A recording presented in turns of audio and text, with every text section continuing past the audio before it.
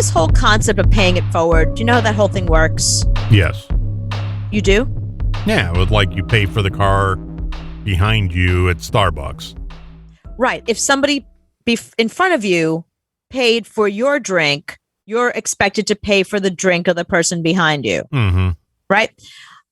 I'm starting to think that the whole thing is a scam. And there's a girl on TikTok talking about this, and I was like, yes, sister, because the same thing happened to me that happened to her. Okay. I was at a different coffee shop, and not Starbucks. I was at a different coffee shop, and it was like one of those lines that snakes all the way down, and you order your drink. And then as you're ordering your drink, the person said, oh, the guy in front of you just paid for yours. Mm-hmm. So do you want, then they ask you, do you want to pay for the person behind you? Well, I was just getting a black cup of coffee. That's all I was getting. Like literally just a simple cup of coffee. My whole thing was like $3 with tip, you know? I was like, and they put the pressure on you. It's like, well, I guess I kind of have to now because the guy paid for mine. So yeah, I'll pay for the person behind me. Well, the person behind me was buying drinks for their whole office. Yeah. And it was like, a $30 order. Mm-hmm.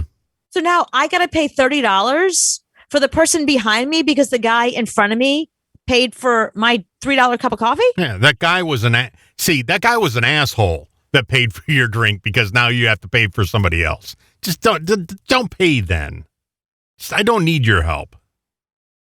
Explain to me, what's the concept of who benefits? Because I didn't benefit in this situation. The girl on TikTok who said the exact same thing happened to her when she was in her car, and she got sucked into the whole pay it forward thing. I can see if part of the pay it forward was giving a really big tip to the barista or the person behind the counter, but that's not part of it. It's just paying for the drink order of the person behind you, right? It's so to bring benefits? joy in to the person that gets the free drink. How does that bring joy to my life? If instead of paying $2, I'm now paying $30, how does that bring joy to my life? Well, because you're supposed to go, I guess, well, that's awesome. No, I'm not going to pay for the person behind me because I don't do that. Well, the girl on TikTok ended up giving her credit card or whatever she does, have an app, however she does it, and did pay for the person behind her. I said no. Did you really? Yeah. I said, well, I guess I got to pay for the person, behind me. And I gave my card and I said, how much? And she was like, $32.80. I said, absolutely not. Yeah. Cancel that. There is no fucking way that I'm paying $32 for a stranger. I'll buy that one person her coffee, but I'm not buying her entire order. Right. So she had to get the manager over, and the manager had to cancel it. And I'm like, that's not you should have said to me on the way in, listen, the person behind you just ordered like an entire office worth of stuff. Like, tell a bitch that. Let me know. Well, it's like it's the same thing as a company now. Like when you go to Best Buy and you go to buy something, the person goes, do you want to donate $1 to blah, blah, blah? And it's right on the screen. You have to say yes or no on the screen. So I hit no. I look like an asshole because I don't want to give to kids or whatever the hell it is. Right. No, I don't want to give. Leave me alone. When you go to Petco, they always have where you want to donate $5 to animals. No, I just want to buy the dog treat that I got and leave. Right. Like my dog treat thing was $10 and now it's going to be $15. No, here's the thing. What I always say to them, thank you, but no, I like to pick my own charities. I don't like other people deciding where my money's going to go. I'm very charitable. I'm very generous. I volunteer with my dog. I do tons of volunteer work because I like the hands-on approach. Instead of just, it's easy to write a check or donate money, but show up at a hospital and help kids or help, do whatever the work you want to do. I think that's harder. I prefer to do that because I feel like that is a better use of my time. I'd rather get my time than my money in that situation. I don't know. I like to pick my own charity. I do have a couple of charities that I do give money to. That's my business. Mm-hmm. That's who I give money to. I don't like these stores. It happened the other day at the supermarket. Yeah. It's like, I'm just buying some fucking milk.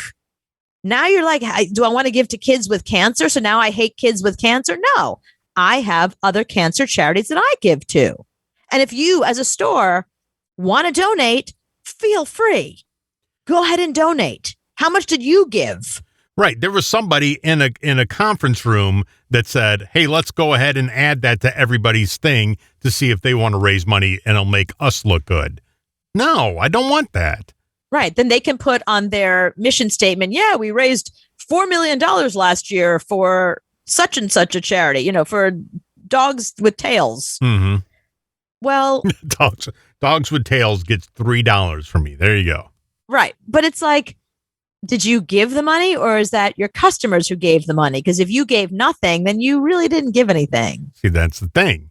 They were just in the boardroom. They decided to start having that promotion and they didn't give any money. They're going to take your money and make you look like crap. I got some serious shit from my friends because at my wedding, okay, so the thing in New York when you get married is you give a little gift to everybody. You give a hostess gift kind of thing. You give a bridal gift. So everybody in your bridal party, they get a gift. And then everybody that came to your wedding, they get like a goodie bag, whatever.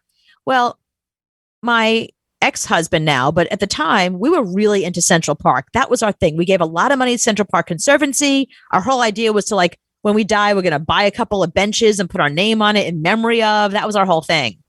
So we decided instead of spending whatever it was, $3,000 on stupid little candles with our name on it that go home with the people like, thank you for coming to our wedding. Here's a candle that says Cooper and Sean, August 2006 or whatever the hell I don't even know when I got married. Mm-hmm.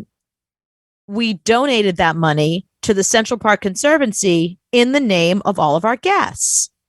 And instead of people saying, what a great idea. That's really nice. I know you guys are real city people. That's pretty cool. I actually had some people say to me, I don't like the fact that you picked my charity. Mm-hmm. That is not where I like my money to go. And I said, well, great. The candles were going to be $11 per person. I'll be more than happy to hand you $11 and you can do with it whatever you please. You know what I mean? So it wasn't a gift bag at my wedding. Mm-hmm. And now I have to figure out, actually it would have been $28 because we had the candle thing and some other crap that we said no to. So Central Park makes their own money. They charged me $30 to ride a bike. Actually, no. There's a whole ad thing that's running right now in New York City. They got Whoopi Goldberg and they got a whole bunch of celebrities. Patricia Clarkson. I think Mark Ruffalo does one. They have these ads where Whoopi Goldberg pretends to be one of the statues in the fountain. Patricia Clarkson pretends to be a bridge. Mark Ruffalo pretends to be like a grassy knoll. And they say, hi, I'm your bridge in Central Park. I'm in need of repair. COVID was really tough. We didn't make a lot of, then they try to get you to give money to the Central Park Conservancy. It's a whole thing they have running now.